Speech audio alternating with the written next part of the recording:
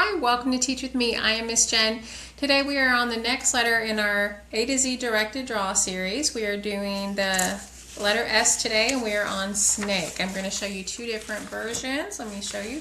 This is one and this is the other. And we are going to be doing the writing that goes along with it as well. You're going to need copy paper, a felt tip pen, and crayons. Let's begin. All right, make sure your kids' papers are horizontal. We are making a book, like I said, and all the pages should be aligned the same way. So what you're going to do is you're going to say, boys and girls, we're going to make a snake today. We're going to find the very middle of your paper, and in the middle of your paper, we are going to draw 4 slightly curved lines. 1, and they're not going all the way to the end, by the way. They're just right in the middle of the paper. And right underneath that, we're going to make another one, 2, 3, and 4. Once I have those 4 lines drawn, we're going to go like this. We're going to start on the left side, and we're going to make a curved kind of vertical line, vertical curve that touches the bottom of the paper. Then we're going to do it above, do this one, and do this one. We are not doing the top one. Now we're going to pull our finger over here to the right, and we're going to start at the top one. And we're going to do the same thing. We're going to make sort of a curve, sort of a vertical curve, or a backward C, if you will. But we're not doing the bottom one. Now what we're going to do is we're going to make kind of the snake's tail. And so we're going to go like this. So we're going to start where this curve is, where this point is. And we're just going to kind of go up just a little bit, curve it back down, and come to the bottom of the paper. And we're going to go up here and we're just going to make some lines on our snake's rattle. We're going to call that the rattle. All right, then we're going to come up to the top and we're going to make the snake's head. So here's how you do that. We're going to start right here on this point, on this line, and we're going to make a curve that looks like a C. Then we're going to make a backward C, and we're going to keep that going a little bit into the front. Then all we're going to do is we're going to start and we're going to follow it around. We're going to go like this and follow it around in. We don't want to make it too skinny, and we're going to end here where we started. Okay, now we're going to start by making right around the front. We're going to make the snake's eye. So we're going to make a circle, and we're going to make a little, I don't know what that is, little eyelash. Then we're going to make a little nostril over here, close to the tip of the face, and then we're going to make a little line above that. Now we're going to make the tongue. Okay, now on the entire rest of the snake, let me show you my samples. We're going to make curves to represent spots or a pattern on our snake. So all I'm going to do is throughout my snake, I'm going to make some lines, some curves that are touching the body. And some will be on the top, some will be on the bottom. And there's no right or wrong, there's no exact number of curves that you need or can have. Whatever you think looks good, whatever your students think looks good, and it will be different for everybody. So when you go, and one more thing, we're going to do our background.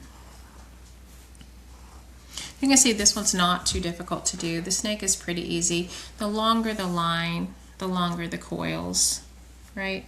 So my other sample has longer coils. So like I said, everyone's snakes are going to be very different. And then you're just going to make a horizon line. So you can choose to do kind of like I did, green and with a green background, because I also want to talk to them about camouflage. Or on this one, I did brown, and also with a brown background for camouflage. So you'll see a lot of rattlesnakes in sort of desert and shrub, chaparral type areas. I did a blue shading crayon for the sky. And now we're going to move on to the writing. Now, as a reminder, you want to have their paper not attached to their book yet, because you don't do that until you're all the way done, just in case a mistake is made. Secondly, you want to make sure that the boys and girls are using pencil. And lastly, I forgot what my third thing is. That's okay. I'll remember as we're doing this. Okay, so we do 3 sentences. The first one is for the letter that we're doing, and it's always what we're drawing. So the first sentence is S is for snake. You're going to make sure that you are looking at your punctuation. You're looking at the spacing for the kids. You're looking to see that they're spelling their sight words correctly. You're going to be looking to see that they are starting their sentences with uppercase letters, and so on and so forth. If they make mistakes as you're doing this, you're going to be correcting it on their paper. And then if they can't look at the board, because this will be on the whiteboard behind them, behind the teacher, because they're going to be doing this in small group. So remember, this one is not for phonics practice. This one is for writing practice. You're getting practice with your penmanship. You're getting practice with your spacing and just the format of a sentence. So here we go. S is for snake. So I'm going to write mine in marker just so you can see it. S is for snake. Move this over here a little bit. And then I'm going to say to the boys and girls, do I still have room on my line to start the next sentence? And they'll look, and you do. So I'm going to go, okay, I'm going to use a finger space, and then I'm going to write my word snake. So I'm going to remember to start with an uppercase letter and stay in those lines. And I'm going to say, boys and girls, look, my sample doesn't have room for another sentence or another word, but do I? And they'll say yes, hopefully, and I'll say I do. I'm going to write this word over here. R. Do I have room to write this word on this line? No, I don't. So where am I going to start that? You're going to start it over here. I am right along the edge, right? Because I don't want to start a sentence in the middle. I start it always on the left side.